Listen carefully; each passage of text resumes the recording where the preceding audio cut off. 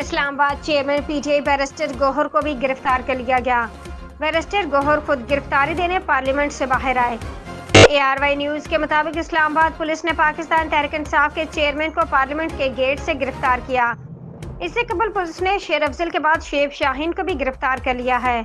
PTI रहनुमा को उनके घर से हिरासत में लिया गया।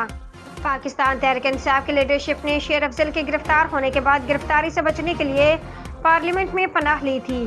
ताहम बैरिस्टर गौहर गिरफ्तारी देने खुद पार्लियामेंट से बाहर आए। पेशावर वज़ीर आला खैबर पख्तूनख्वा अली अमीन गंडापुर का मोबाइल फोन ऑन हो गया। वह 7 घंटे बाद मंजर आम पर आए। तफसीलात के मुताबिक पीटीआई के कायदीन वज़ीर आला खैबर पख्तूनख्वा अली अमीन गंडापुर की गैर हाजिरी और उनसे मुतल्लिक खबरों के हवाले से काफ़ी फिक्रमंद थे। ताहम अब उनको अच्छी खबर मिल गई। इस हवाले से पीटीआई MNA शाहिद खट्टक ने एक्स पर शेयर किए गए पैगाम में कहा है कि अली अमीन गंडापुर वापस पहुंच गए हैं।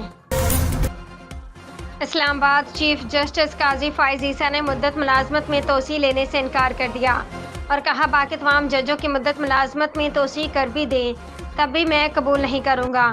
तफसीलात के मुताबिक चीफ जस्टिस काजी फाइज ईसा ने नए अदालती साल के मौका पर सहाफ़ियों से गुफ्तगू की। सहाफ़ी ने सवाल किया, राना सना ने कहा तमाम जजेस की उम्र बढ़ा दी जाए तो आप भी तोसी लेने पर मुत्तफिक हैं। तो चीफ जस्टिस का कहना था कि राना सनाला साहब को मेरे सामने ले आए। जस्टिस काजी फाइज ईसा ने बताया कि एक मीटिंग में आज़म नज़ीर तारड़ से बात हुई थी। मीटिंग में जस्टिस मंसूर अली शाह और अटारनी जनरल भी मौजूद थे। इस मीटिंग में राना सनाला नहीं थे।